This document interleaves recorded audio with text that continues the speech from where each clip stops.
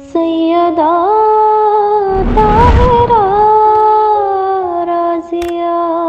السلام علیکم بچوں، امید ہے آپ سب خیریت سے ہوں گے۔ کیا آپ جانتے ہیں فدق کیا ہے؟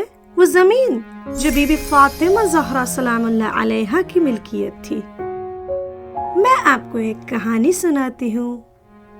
بہت زمانے پہلے عرب کے ایک ریگستان کے درمیان خیبر کے قریب ایک خوبصورت نخلستان تھا جسے فدق کی سرزمین کہا جاتا تھا۔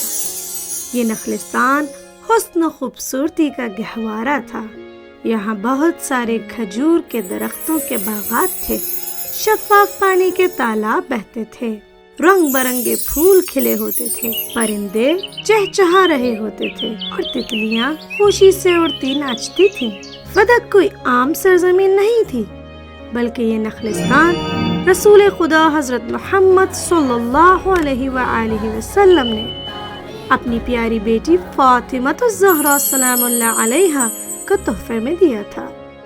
یہ زمین باپ اور بیٹی کے درمیان محبت کی نشانی تھی۔ بی بی فاطمہ زہرا اپنے تحفے سے بہت خوش تھی اور اس کا بہت خیال رکھتی تھی۔ فدق اتنا بڑا نخلستان تھا کہ بی بی فاطمہ زہرا نے وہاں بہت سارے لوگوں کو کام کرنے کے لیے ملازمت دی۔ بہت سے لوگ فدق کی کھجوریں بیچ کر حاصل ہونے والے پیسوں سے اپنے گھر کا خرچہ اٹھاتے تھے۔ بی بی فاطمہ زہرا سلام اللہ علیہا جو نور مہربانی اور بہت سخی تھیں، فدق سے آنے والی تمام آمدنی مدینے کے غریبوں میں تقسیم کر دیتی تھی۔ ایک غمگین رات جب رسول خدا حضرت محمد مصطفیٰ صلی اللہ علیہ وآلہ وسلم اس دنیا سے چلے گئے، یہ خبر بی بی فاطمہ زہرا سے برداشت نہیں ہو رہی تھی۔ وہ بہت روئیں، اے میرے بابا، آپ مجھے چھوڑ کے کیوں چلے گئے؟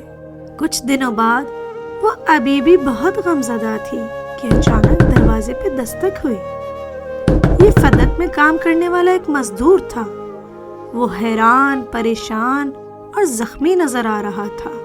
کہنے لگا، اے رسول اللہ کی بیٹی، ہمیں فدق سے نکال دیا گیا اور خلیفہ کے ملازم کہہ رہے ہیں کہ فدق خلیفہ کا ہے، ہمیں اب وہاں کام کرنے کی اجازت نہیں ہے۔ کیا آپ نے اپنے تحفے کو کسی کو بیچ دیا؟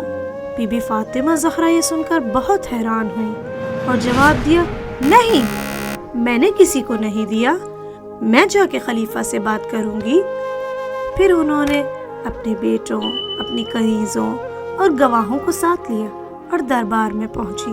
انہوں نے ناجائز غیر منصف خلیفہ سے سوال کیا، میرا تحفہ مجھے واپس لوٹا دو۔ لیکن خلیفہ نے کہا، نہیں، فدق آپ کا نہیں ہے، کیا آپ کے پاس کوئی ثبوت ہے کہ یہ آپ کا ہے؟ بی بی نے جواب دیا، ہاں، میرے پاس بہت ثبوت ہے۔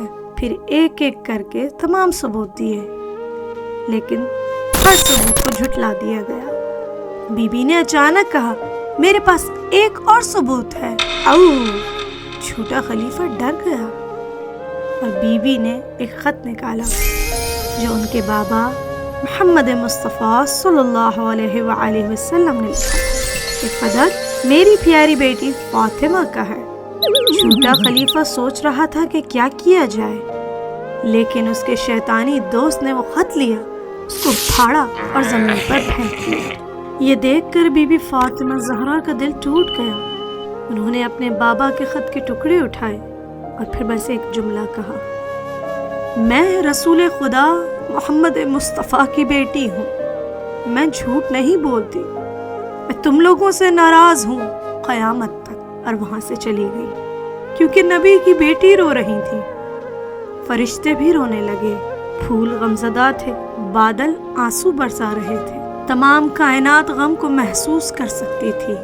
آج تک بی بی فاطمہ زہرا کو ان کا حق فدق واپس نہیں ملا، لیکن اس سے کوئی فرق نہیں پڑتا کہ انہوں نے دنیا میں بی بی سے فدق چھین لیا، کیونکہ آخرت میں تو وہی سیدۃ النساء الجنہ ہے، یعنی جنت کی خواتین کی سردار۔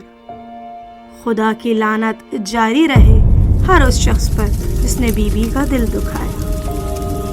اللہم لعن اول ظالم ظلم حق محمد و آل محمد و آخر تابع له على ذلك